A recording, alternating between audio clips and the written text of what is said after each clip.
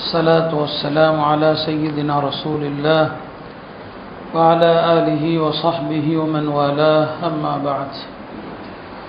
அன்பான அல்லாஹ்வின் நல்லடியார்களே, அல்லாஹுடைய அருள்மறையாம் திருமறையை ஓதி நிறைவு செய்திருக்கிறோம். அதை ஓதவும் கேட்பதற்கும் வாய்ப்பளித்த எல்லாம் அல்ல அல்லாஹுக்கே எல்லா புகழும் உரித்தாகிறது. அல்லாஹுடைய அருள் இல்லை என்று சொன்னால் இந்த திருமறையை நம்மால் மனனம் செய்ய முடியாது. அல்லாஹுடைய அருள் இல்லை என்று சொன்னால் இந்த திருமறையை நம்மால் ஓதி முடிக்க முடியாது. அல்லாஹுடைய கலாம் பாரமானது. அல்லாஹுடைய கலாம் இருக்கிறது, அதை திருமறையிலே அல்லாஹ் சொல்லும்போது கவுலன் சகீல, ரொம்ப வெயிட்டான ஒரு வார்த்தைன்னு அல்லாஹ் சொல்கிறான். அதனால தான் இந்த வார்த்தையை தாங்கிறதுக்கு மலைக்கும் சக்தி இல்லை இல்லையா? அல்லாஹுடைய தாத்தும் சரி, அல்லாஹுடைய கலாமும் சரி, அதை தாங்குகிற சக்தி மலைகளுக்கும் இல்லை. மூசா அலைஹிஸ்ஸலாமுடைய கோரிக்கையை ஏற்று அல்லாஹுடைய தஜல்லி சினாய் மலையின் மீது வெளிப்பட்ட போது மலை சுக்குநூறாக ஆனது. இப்போ குர்ஆனில் அல்லாஹ் சொல்கிறான்லே, லவ் அன்ஸல்னா ஹாதல் குர்ஆன அலா ஜபல் லரஐதஹு ஹாஷிஅன், ஒரு மலையின் மீது அருள் இருந்தால் மலை சுக்குநூறாக போயிடும்னு சொல்லி. அதனால தான் நபி ஸல்லல்லாஹு அலைஹி வஸல்லம் அவர்களுக்கு குர்ஆனுடைய வஹி வரும்போது அந்த வஹியுடைய பாரத்தினால நபி ஸல்லல்லாஹு அலைஹி வஸல்லுடைய உடல் அவங்க ஒரு நபருடைய உடல் பல நூறு பேருடைய வெயிட்டாக ஆயிடுவாங்க. வஹி இறங்கும்போது அவங்க ஒட்டகத்தில் இருக்கும்போது வஹி வந்துச்சுன்னு சொன்னால் பெருமானாருடைய அந்த வஹியுடைய பாரத்தை தாங்க முடியாமல் ஒட்டகம் அப்படியே மண்டிட்டு உட்காந்துரும். ஸைத் இப்னு சாபித் ரலியல்லாஹு அன்ஹு அவர்கள் சொல்லுவாங்க, ஒரு முறை ரசூல் ஸல்லல்லாஹு அலைஹி வஸல்லம் அவர்கள் என்னுடைய தொடை மீது தொடையில் தன்னுடைய தலை வச்சு படுத்திருக்கிறாங்க. அப்போ வஹி வந்துருச்சு. அந்த வஹியுடைய பாரத்தினால என்னுடைய தொடை இரண்டாக பிளந்து விடுமோ என்று நான் பயந்தேன்னு சொன்னான். இப்போ அல்லாஹ்வுடைய இந்த கலாம் எவ்வளவு மகத்தானது, எவ்வளவு வெயிட்டானது என்பதை நாம் எண்ணி பார்க்க வேண்டும். அந்த அருள்மறை ஓதுகிற நேரத்தில் அல்லாஹ்வுடைய புறத்திலிருந்து சக்கீனா என்கிற அமைதி இறங்குது. குர்ஆனை ஓதுகிற நேரத்தில் விசேஷமான ரஹ்மத் இறங்குது. குர்ஆனை ஓதுகிற இடத்துல அருள்மிக்க வானவர்கள் வருகிறார்கள். குர்ஆனை ஓதுகிற சபையை பற்றி அல்லாஹ் தன்னிடமில்ல வானவர்களிடத்தில் பேசுகிறான். இந்த சபையில் குர்ஆன் ஓதப்பட்டிருக்கிறது, இதெல்லாம் குர்ஆனுடைய மஜ்லிஸுக்குரிய சிறப்பு. அல்லாஹுடைய அருள்மறையை நிறைவு செய்த நேரத்தில் நாம் கேட்குற துவாக்கள் எல்லாம் கபூல் ஆகிறது. எல்லாம் அல்ல அல்லாஹ் இந்த மஜ்லிஸை பாவங்கள் மன்னிக்கப்பட்ட மஜ்லிஸாக ஆக்குவானாக.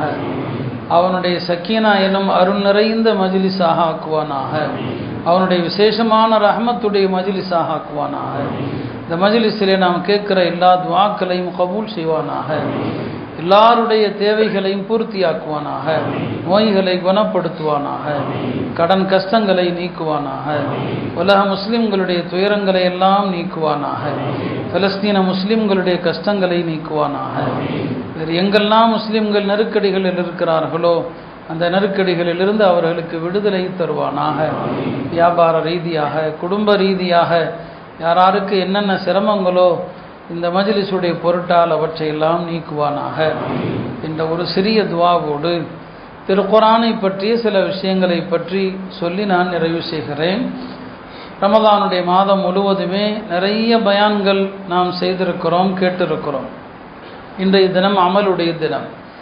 ஓரிரு வார்த்தைகளை மட்டும் நான் சொல்லி நிறைவு செய்கிறேன். அருமையானவர்களே, அல்லாஹுடைய இந்த கலாம் குர்ஆன் எவ்வளவு சிறந்தது.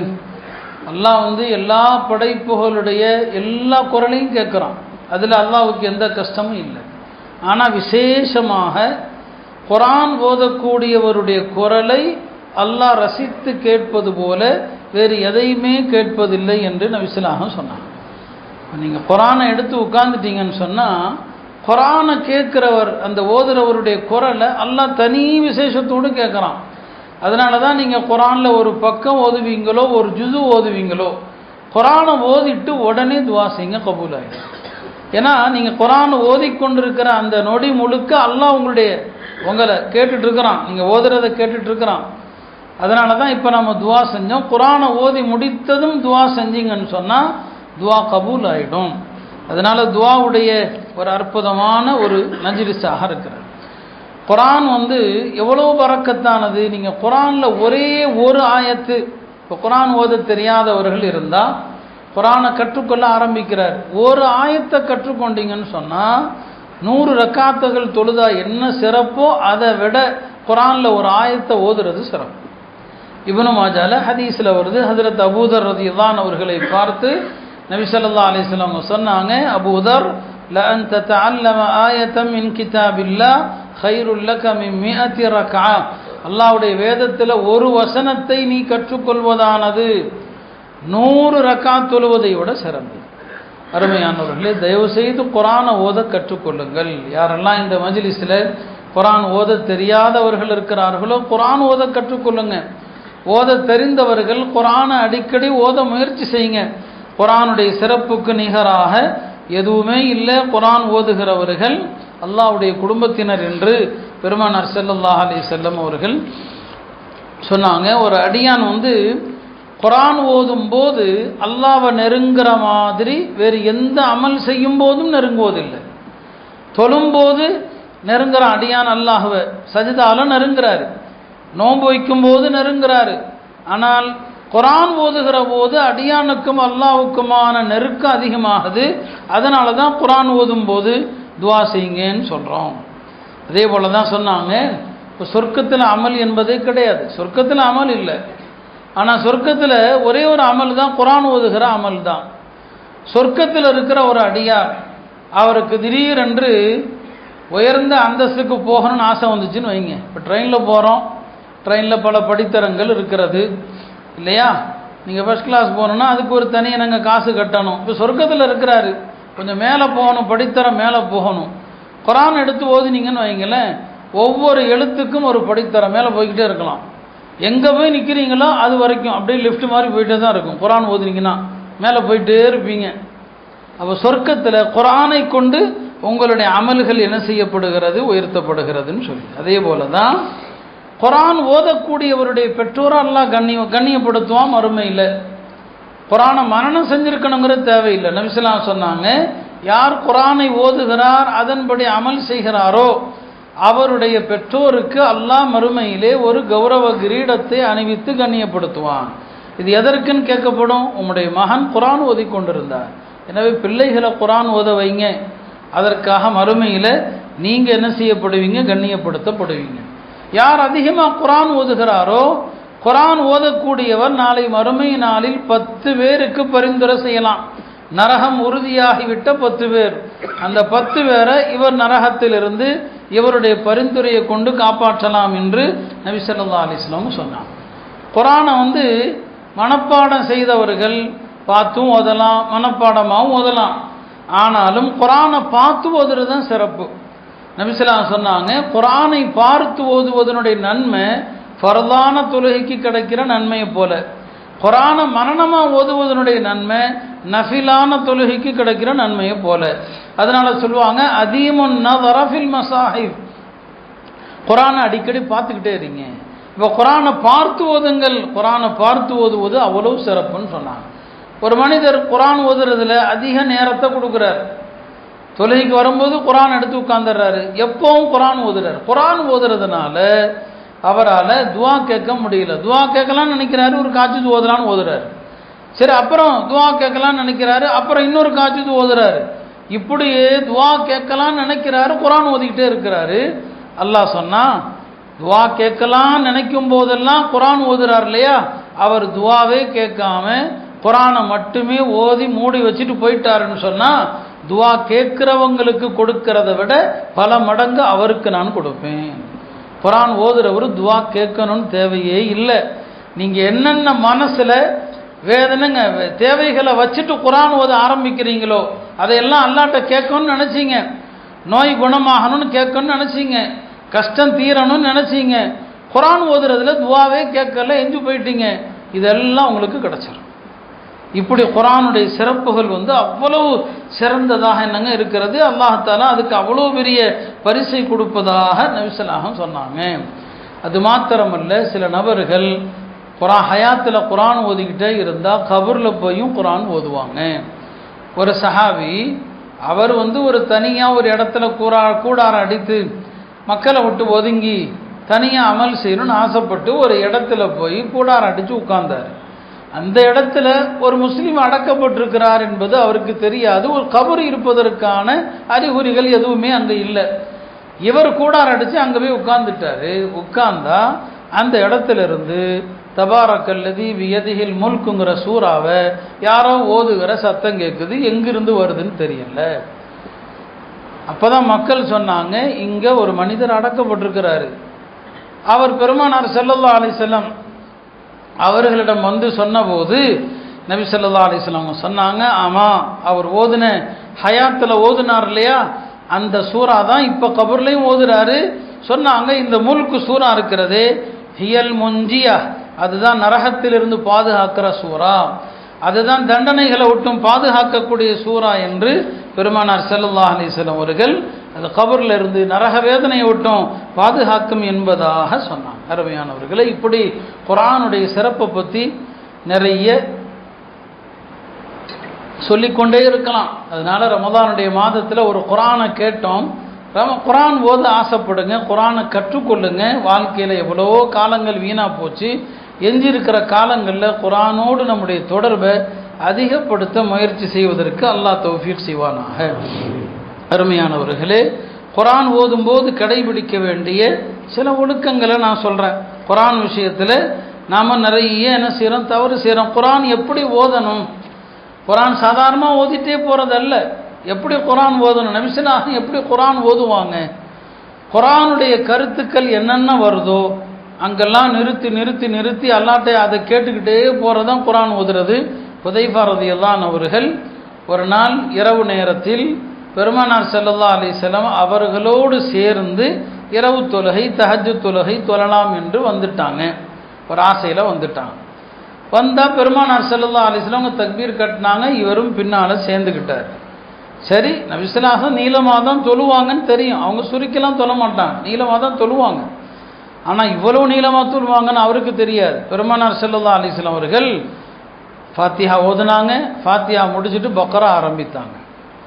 பக்ரா முடியும் போது அவர் நினைச்சாரு, சரி இதோட முடிச்சிருவாங்க, ருக்குக்கு போயிடுவாங்க. நபி ஸல்லல்லாஹு அலைஹி வஸல்லம் பக்ரா முடிச்சு ஆல இம்ரான் ஆரம்பித்தாங்க.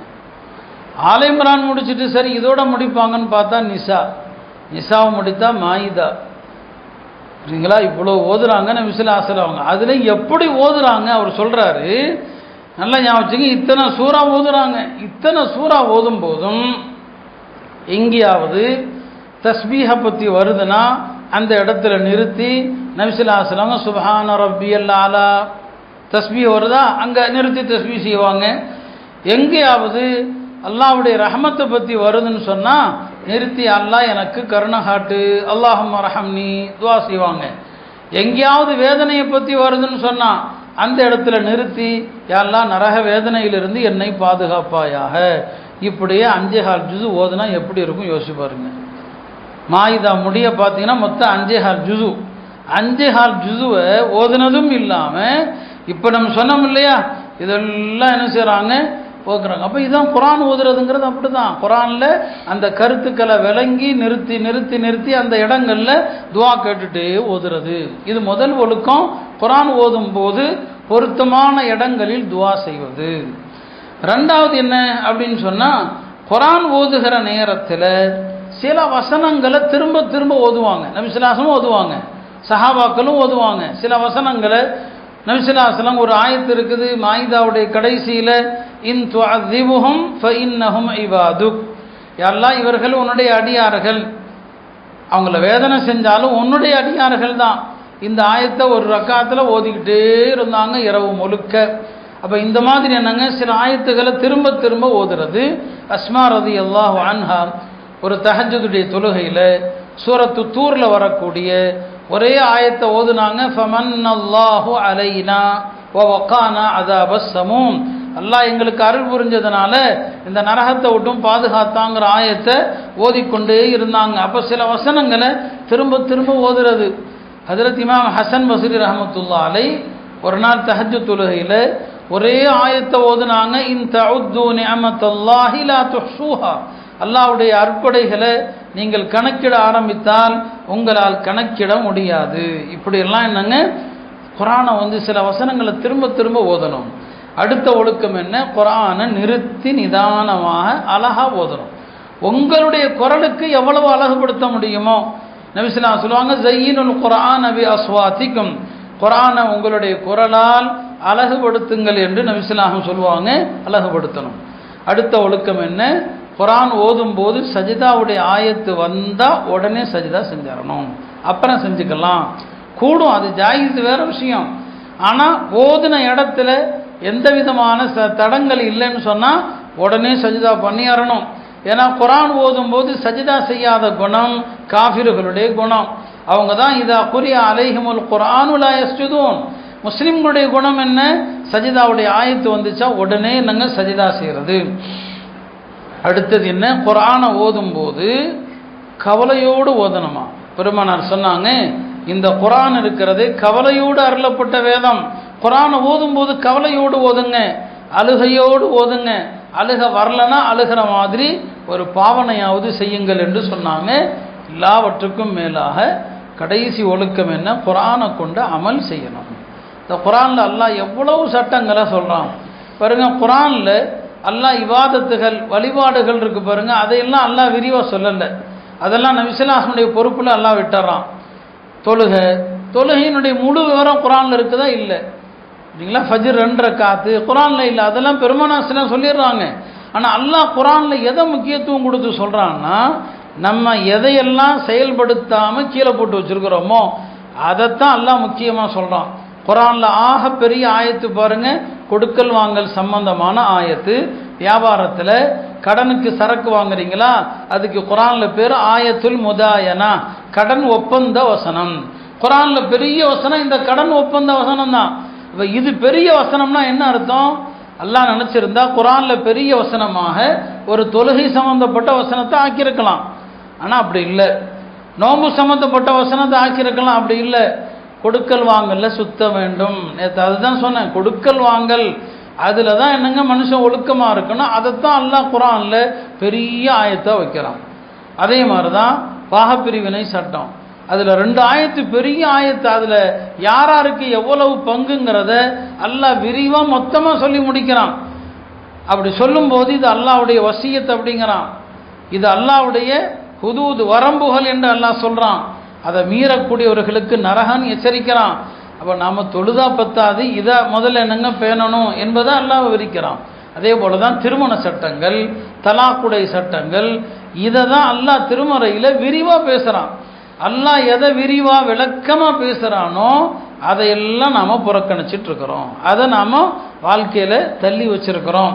அதுக்கு அல்லாஹ் என்ன செய்கிறான்? இப்படியெல்லாம் குர்ஆனில் இருக்குது அப்படிங்கிறதுக்கு இந்த பிஜேபி அரசாங்கத்தை கொண்டு நமக்கு நினைவுபடுத்துகிறான். குர்ஆனில் இருக்குதுப்பா பாருங்க, இதெல்லாம் நீங்கள் ஒழுங்காக செஞ்சால் இந்த அரசாங்கத்தை கொண்டு உங்களுக்கு எந்த நெருக்கடியும் வராது. எனவே குர்ஆனுடைய ஒழுக்கம் என்ன?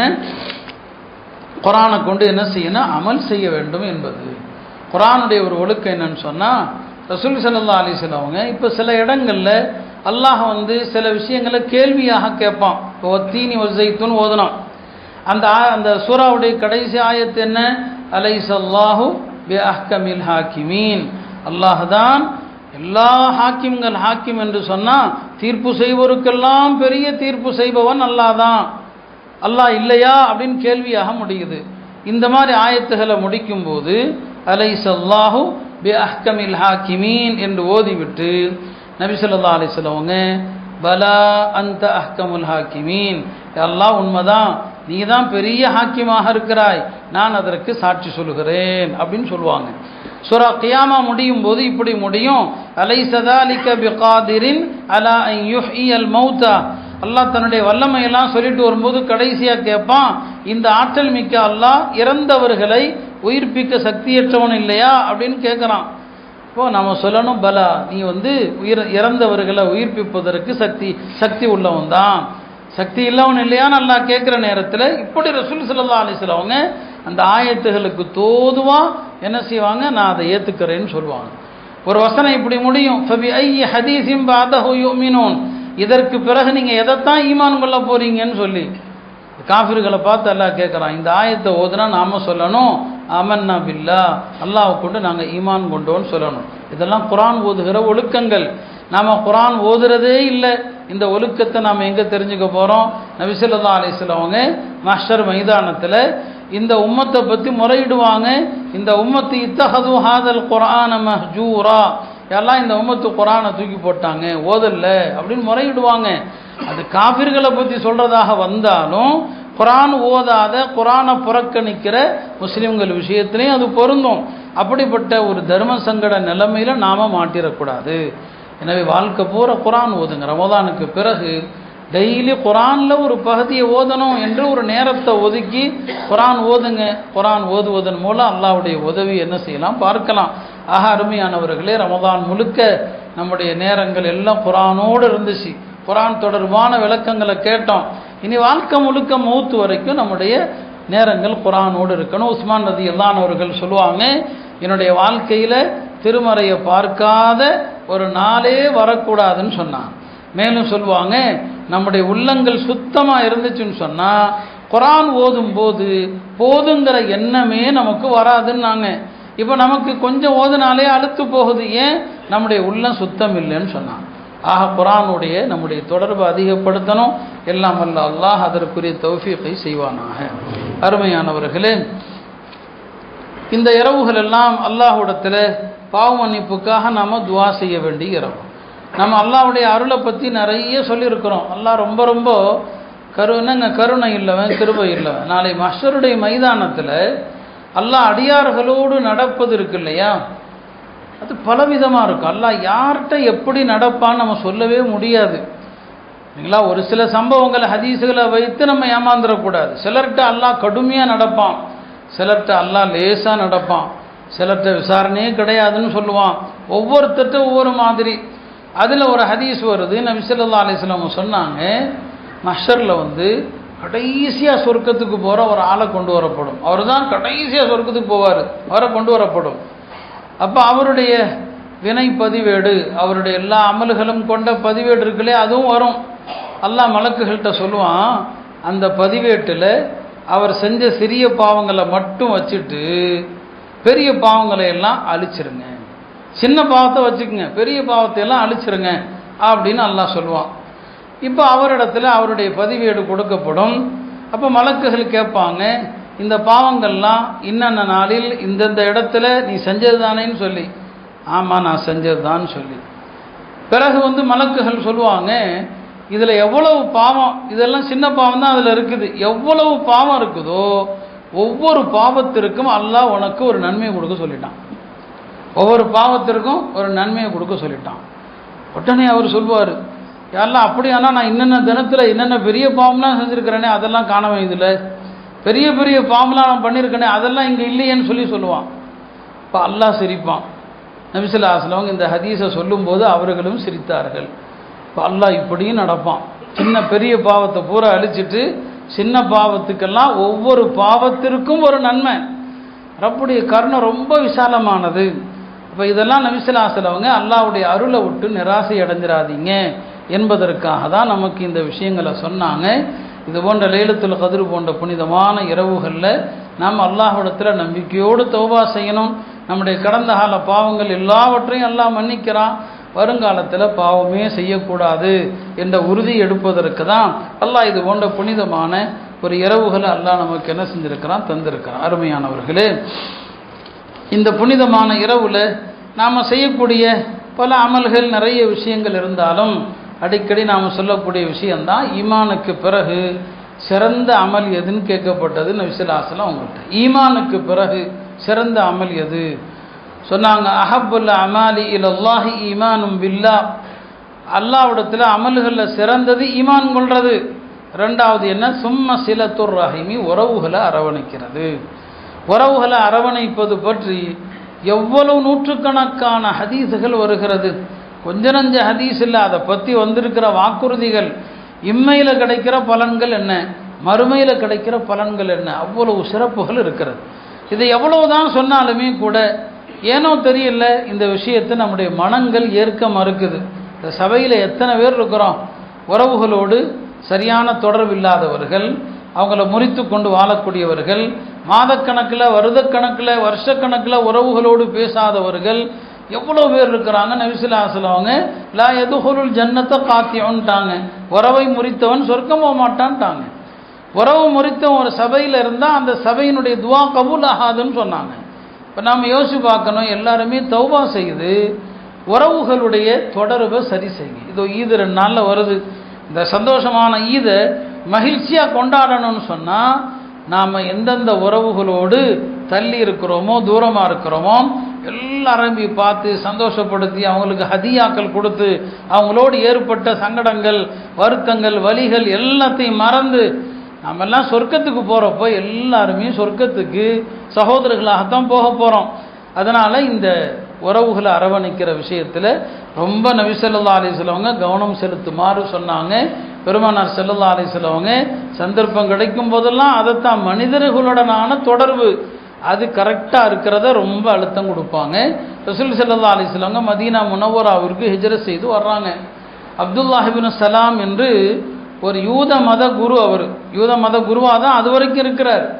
அவர் பெருமானார் ஸல்லல்லாஹு அலைஹி வஸல்லம் மதீனா வந்திருக்கிறாங்க அப்படின்னு தெரிந்ததும் அப்போது வந்ததும் குபால தான் ரசூல் ஸல்லல்லாஹு தங்கி இருக்கிறாங்க. என்ன பேசுகிறாங்கன்னு போய் பார்க்கலாம். ஏன்னா அவருக்கு தெரியும் ஒரு நபியுடைய அடையாளம் என்ன, ஒரு நபி முதல்ல என்ன பேசுவார் எல்லாம் தெரியும். அவரும் போகிறாரு. மக்கள் எல்லாம் குழுமி இருக்கிறாங்க. ரசூல் ஸல்லல்லாஹு அலைஹி வஸல்லம் மதீனாவுக்குள் நுழைந்ததும் எல்லா கிதாபிலும் எழுதுவாங்க, அவங்க செஞ்ச முதல் பிரசங்கம் இதுதான், இந்த ஹதீஸ் தான் இப்போ நாம் சொல்ல போகிறது. சொன்னாங்க, யா ஐயுஹன்னாஸ், மக்களேன்னாங்க. மக்களேன்னு சொல்லி அழைத்து கரெக்டாக தொழுங்க அப்படின்னு சொல்லலை. மக்களே என்று அழைத்து கரெக்டாக நோன்பு வைங்கன்னு சொல்லலை. என்ன சொன்னாங்க? யா ஐயுஹன்னாஸ், மக்களே அஃஷு சலாம், உங்களுடைய சலாமை பரப்புங்கள், உங்களுடைய சலாமை பரப்புங்க. இப்னு சலாம், அப்துல்லாஹ் இப்னு சலாம் அப்படியே ஆடி போயிட்டார். என்னடா இது, ஒரு நபி முதல்ல வந்திருக்கிறாங்க, வஹி இறங்குது இல்லையா, என்ன சொல்லுவாங்க? முதல்ல சொல்கிறாங்க அஃஷு சலாம், உங்களுடைய சலாமை பரப்புங்க, எல்லாரும் சலாம் சொல்லுங்க. சலாம் நம்ம சொல்கிறோம், ஆனால் நிறைய சொல்வதில்லை. சலாமை நிறைய சொல்ல, நிறையனா என்ன அர்த்தங்க? ஒரு ஆளை பஜாரில் பார்க்குறீங்க, ஒரு கடையில் முதல்ல பார்த்தீங்க சலாம் சொல்லிட்டீங்க, திருப்பி இன்னொரு கடைக்கு நீங்கள் போகிறீங்க, அதே கடைக்கு அவரும் வர்றாரு. இப்போ நீங்கள் என்ன நினைப்பீங்க? முதல் கடையில் தான் சலாம் சொல்லிட்டோம்ல, இப்போ இதுக்கு 2வது சலாம் சொல்லணும். ஆனால் ஹதீஸில் என்ன வருதுன்னா, 2 பேர் சந்தித்தாங்க, சலாமும் சொல்லிட்டாங்க, அதுக்கப்புறம் அந்த 2 பேருக்கு இடையில் ஒரு சுவரோ மரமோ குறுக்கே பிறகு சந்தித்தால் மறுபடியும் சலாம் சொல்லணும். புரியுங்களா? 2 பேரும் சந்தித்து கொஞ்ச நேரத்தில் ஒரு சுவரோ மரமோ குறுக்கிட்ட பிறகு மீண்டும் சந்தித்தால் மீண்டும் சலாம் சொல்லணும். சலாம்ங்கிறது அல்லாஹ் அல்லான்னு திக்ர் செய்கிற மாதிரி சலாமை அதிகமாக சொல்லிக்கிட்டே இருக்கணும். இப்போ ஒரு ஆள் வீட்டுக்கு போகிறீங்க, வெளியே நின்று சலாம் சொல்கிறீங்க, நம்ம எல்லாருமே அந்த சலாம் போதும்னு நினைக்கிறோம். வெளியே நின்று சலாம் சொல்வது அனுமதி கேட்பதற்காக உள்ள சலாம். வெளியே சலாம் சொல்லிட்டு உள்ளே போன பிறகு மறுபடியும் சலாம் சொல்லணும், இது சந்திக்கிறதுக்கான சலாம். இதெல்லாம் ஹதீஸில் நமக்கு கட்டுத்தரப்ப சொன்னாங்க. அஃஷு சலாம், சலாமை பரப்புங்க. 2வது சொன்னாங்க வஅத்இமுத் தஆம், உணவளியுங்கள். எப்போதுமே எனக்கு உணவளிக்கிற பழக்கம். 3வது வஸல்லு பில்லைலி வன்னாசு நியாம், மக்கள் இரவுல தூங்குற நேரத்தில் நீங்கள் எஞ்சி தொழுங்க. ததுஹுலுல் ஜன்னத பிசலாம், நீங்கள் ஆரோக்கியமாக சொர்க்கம் செல்வீர்கள். ஆக இதெல்லாம் எதை? மனிதர்களுடைய உறவை சரியாக்குறதா சலாம். எல்லாத்துக்கும் சலாம் சொல்லணும். உறவினர்களை கண்டால் முக்கியமாக சலாம் சொல்லணும். உறவினர்களோடு எந்நேரமும் சலாமுடைய தொடர்பு, பேச்சினுடைய தொடர்பு இருந்துக்கிட்டே இருக்கணுமே தவிர உள்ளத்தில் இருக்கிற வெறுப்பை நீக்குமாறு நபி ஸல்லல்லாஹு அலைஹி வஸல்லம் சொன்னாங்க. அந்த அடிப்படையில் இந்த நல்ல இரவில் நாம் உறுதி எடுக்கணும், நம்முடைய சொந்த பந்தங்கள் யாரோடும் எந்த பகையும் இருக்கக்கூடாது. நம்முடைய பிள்ளைகளுக்கு நம்முடைய உறவு முறைகளை சொல்லிக் கொடுக்கணும். இன்னார் எந்த உறவு, இன்னார் எந்த உறவு. நான் இதை வருஷந்தோறும் சொல்கிறேன். ஏன்னா பெருமானார் ஸல்லல்லாஹு அலைஹி வஸல்லம் சொன்னது, உங்கள் குழந்தைகளுக்கு உங்களுடைய குடும்ப பாரம்பரியத்தை கற்றுக் கொடுங்கள். இப்போ பாரம்பரியத்தை கற்றுக் கொடுங்கன்னா என்ன அர்த்தம்? நம்முடைய மூதாதையர்கள் யாராரு, அவங்களுடைய பிள்ளைகள் யாராரு, இவங்கெல்லாம் நமக்கு என்ன உறவு, இதையெல்லாம் நாம் நம்முடைய பிள்ளைகளுக்கு சொல்லித்தரணும்னு சொன்னாங்க. அதில் தான் அல்லாஹ் பெரிய பரக்கத்து வச்சிருக்கிறான். இன்றைக்கி நம்முடைய குடும்பங்களில் பரக்கத்து இல்லாமல் போனதுக்கு என்ன காரணம்? வியாபாரங்களில் அருள் இல்லாமல் போனதுக்கு என்ன காரணம்? சகோதரர்களே சண்டை சச்சரவு, குடும்ப உறவுகள், பெரிய தந்தை சிறிய தந்தைகளுக்கு மத்தியில் பிரச்சனை, எல்லா இடங்களிலும் உறவுகள் கெட்டு போனதுனால அல்லாஹ்வுடைய அருள் நின்று விட்டது. இது போன்ற இரவுகளில் நாம் அல்லாஹ்விடத்தில் தௌபா செய்கிறதுக்கு முன்னால் இந்த உறவுகளை சீராக்கணும். அல்லாஹ் தௌஃபீக் செய்வானாக. அருமையானவர்களே, இந்த இரவுகளில் நாமும் அல்லாஹ்வுடைய நிறைய அமல்கள் நமக்கு என்னங்க சொல்லித்தரப்படுது. அதில் முக்கியமாக நாம் இப்போ கொஞ்சம் நேரம் திக்ரு செய்வோம், அதுக்கப்புறம் துவா செய்வோம். தனிப்பட்ட முறையிலையும் நாம் இந்த இரவில் செய்யக்கூடிய பிரதான அமல்களில் ஒன்றாக திக்ர் என்னங்க இருக்கணும். திக்ருடைய சிறப்புகள் ஹதீஸில் நிறைய வந்திருக்குது. ரசூல் ஸல்லல்லாஹு அலைஹி வஸல்லம் சொன்னாங்க, ஒரு நீண்ட ஹதீஸ், வானவர்கள் ஒரு சபைக்கு வந்தாங்க. அந்த சபையில் அல்லாஹ்வை பற்றி என்ன செய்கிறாங்க, மக்கள் எல்லாம் திக்ரு செய்கிறாங்க, துதிக்கிறாங்க. சுப்ஹானல்லாஹ், அல்ஹம்துலில்லாஹ், அல்லாஹு அக்பர், லா இலாஹ இல்லல்லாஹ் என்று அல்லாஹ்வை துதித்து கொண்டிருக்கிறாங்க. அந்த சபை முடிந்ததும் வானவர்கள் அல்லாஹ்ட்ட போகிறாங்க. இப்போ அல்லாஹ் கேட்குறான், என்னுடைய அடியார்களை எந்த நிலையில் விட்டு விட்டு வந்தீர்கள்? அல்லாஹ்வுக்கு தெரியும், அல்லாஹ்வுக்கு என்னங்க தெரியும். அவன் மலக்குகள்கிட்ட கேட்குறான், என்னுடைய அடியார்களை எந்த நிலையில் விட்டுட்டு வந்தீங்கன்னு சொல்லி. அப்போ மலக்குகள் சொல்கிறாங்க, எல்லாம் அவங்க உன்னை துதித்து கொண்டிருக்கிறாங்க, உன்னை புகழ்ந்து கொண்டிருக்கிறாங்க அப்படின்னு சொல்லி அவங்க சொல்கிறாங்க. அவங்க இதெல்லாம் எதற்காக செய்கிறாங்கன்னு சொல்லி அவங்க சொர்க்கத்தை உன்னிடத்தில் கேட்குறாங்க. சொர்க்கத்தை பார்த்துருக்குறாங்களா? இல்லை பார்க்கல. பார்க்காம இவ்வளோ ஆர்வத்தோடு கேட்குறாங்களா? அவங்க நரகத்திலிருந்து பாதுகாப்பு தேடுறாங்க. இப்போ அல்லாஹ் சொல்லுவான், இந்த திக்ருடைய மஜ்லிஸில் இருப்பவர்களுக்கு நான் சொர்க்கத்தை உறுதியாக்கிட்டேன், அவர்களை நரகத்திலிருந்து பாதுகாத்துட்டேன்னு சொல்கிறான். அப்போ மலக்குகள் சொல்லுவாங்க, எல்லாம் அந்த மஜ்லிஸில் நிறைய மக்கள் திக்ரு செய்யக்கூடிய நல்ல மக்கள் இருந்தாலும் அந்த சபையில் ஒரு மோசமான பாவியும் உட்கார்ந்துருந்தான். நீ அளிக்கிற இந்த வாக்குறுதி, சொர்க்கம் உறுதி, நரகத்தை விட்டும் பாதுகாப்பேன் அப்படிங்கிற வாக்குறுதி அந்த பாவிக்கும் சேர்த்து கிடைக்குமான்னு கேட்டான். யார்? மலக்கர். இப்போ அல்லாஹ் சொன்னால், திக்ருடைய அந்த மஜ்லிஸில் ஆக துர்பாக்கியசாலி ஒருத்தன் வந்து உட்கார்ந்தாலும் அந்த மஜ்லிஸில் உட்கார்ந்த பொருட்டில் அவனும் நற்பேறு பெற்றவனாக ஆகிவிடுவான்னு சொன்னான். அல்லாஹ் எவ்வளோ பெரிய கருணையாளன் பாருங்க. அப்போ திக்ருடைய மஜ்லிஸில் ஆக கெட்டவன், எல்லா கெட்ட வழக்கமும் இருக்குது, எல்லா பாவமும் இருக்குது. திக்ருடைய மஜ்லிஸில் வந்து உட்கார்ந்துட்டான்னு சொன்னால் அந்த மஜ்லிஸில் அவன் நற்பேறு பெற்றவனாக ஆயிடுறான். அல்லாஹ் அத்தகைய மஜ்லிஸாக ஆக்கட்டும். சொர்க்கத்தில் சொர்க்கவாதிகள் ஒரே ஒரு விஷயத்தை நினச்சி மட்டும்தான் வருத்தப்படுவாங்க. சொர்க்கத்தில் வருத்தம் இல்லை, ஒரு விஷயத்தை நினச்சி மட்டும் வருத்தப்படுவாங்க. அது என்ன? உலகத்தில் வாழ்ந்த நேரங்களில் திக்ரு செய்யாத நேரங்கள் இருக்கு இல்லையா, அந்த நேரத்தை நினைக்கும் போது அவங்களுக்கு கவலை வரும். ஆஹா, நம்ம திக்ரு செய்யாமல் போயிட்டோமே, இந்தந்த நேரத்தில் திக்ரு செய்யாமல் போயிட்டோமே. யோசிச்சு பாருங்கள், நம்மெல்லாம் எவ்வளோ வருத்தப்பட வேண்டியிருக்கும். ஏன்னா நம்ம எவ்வளோ திக்ரு செய்கிறோம், நம்முடைய நேரங்களில் திக்ருக்கு நாம் ஒதுக்கக்கூடிய நேரம் என்ன? அதனால் அதிகமாக நம்முடைய கால நேரங்களில் திக்ரு செய்யணும். அது நினைவுபடுத்துவதற்கு இந்த மாதிரி இரவுகளில் கொஞ்சம் நேரம் பழக்கி கொடுக்குறோம். அதோடு நாம் முடிச்சிடக்கூடாது. காலை மாலை இரவு எல்லா நேரமும் திக்ருக்கென்று ஒரு நேரத்தை நாம் ஒதுக்க வேண்டும். எல்லாம் அல்ல அல்லாஹ் இந்த விஷயங்களை சொன்னோமோ இதையெல்லாம் வாழ்க்கையில் கடைபிடிக்கக்கூடிய நல்ல தௌஃபீகை அல்லாஹ் எனக்கும் உங்களுக்கும் தந்தருள்வானாக.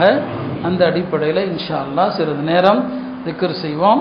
ஒவ்வொரு திக்ருக்கும் எத்தனையோ சிறப்புகள் இருக்கிறது. நூஹ் அலைஹிஸ்ஸலாம் அவர்கள் தன்னுடைய மகனுக்கு வசியத்து செஞ்சாங்க, மகனே 2 விஷயங்களை உனக்கு ஏவுறேன், 2 விஷயங்களை தடுக்கிறேன். ஏவுற 2 விஷயங்கள் என்ன? லா இலாஹ இல்லல்லாஹ் சொல்லிக்கொண்டே இரு. ஏன்னா வானம் பூமி எல்லாத்தையும் ஒரு தட்டில் வச்சாலும் இந்த லா இலாஹ இல்லல்லாஹ் ஒரு தட்டில் வச்சா அதுதான் கணக்கும், வானம் பூமி எல்லாம் வெயிட்டு குறைஞ்சிரும். 2வது சுப்ஹானல்லாஹ் சொல்லிக்கிட்டே இரு. ஏன்னா மலக்குகளும் சுப்ஹானல்லாஹ் தான் சொல்கிறாங்க. அர்ஷ சுமக்கக்கூடிய மலக்குகள் இருக்கிறாங்களே, அவங்களும் என்ன சொல்கிறாங்க? 8 பேர் சுமக்கிறாங்க. அந்த 8 பேருமே சுப்ஹானக்கல்லாஹும்ம வ பிஹம்திக, இதான் அர்ஷ சுமக்கக்கூடிய மலக்குகள் செய்யக்கூடிய தஸ்பீஹ். நூஹ் அலைஹிஸ்ஸலாம் சொன்னாங்க, மகனே சுப்ஹானல்லாஹ் சொல்லிக்கிட்டே இரு. சுப்ஹானல்லாஹ் என்று சொல்லலாம், வ பிஹம்திஹி சேர்க்கலாம், சுப்ஹானல்லாஹில் அஸீம் சொல்லலாம். ஏன்னா சுப்ஹானல்லாஹ்வை கொண்டு தான் எல்லா படைப்பினங்களுக்கும் ரிஸ்க் வழங்கப்படுது. சுப்ஹானல்லாஹ் எல்லா படைப்பினங்களுடைய தஸ்பீஹ்னு சொன்னாங்க. இப்படி திக்ர் குறித்த விளக்கங்களை தெரிந்து நம்முடைய வாழ்க்கையில் கணிசமானதொரு நேரத்தை திக்ருக்கு தர வேண்டும். எல்லாம் அல்ல அல்லாஹ் நல்ல தௌஃபீக் செய்வானாக. வ ஆகிரு தஅவானா அல்ஹம்துலில்லாஹ்.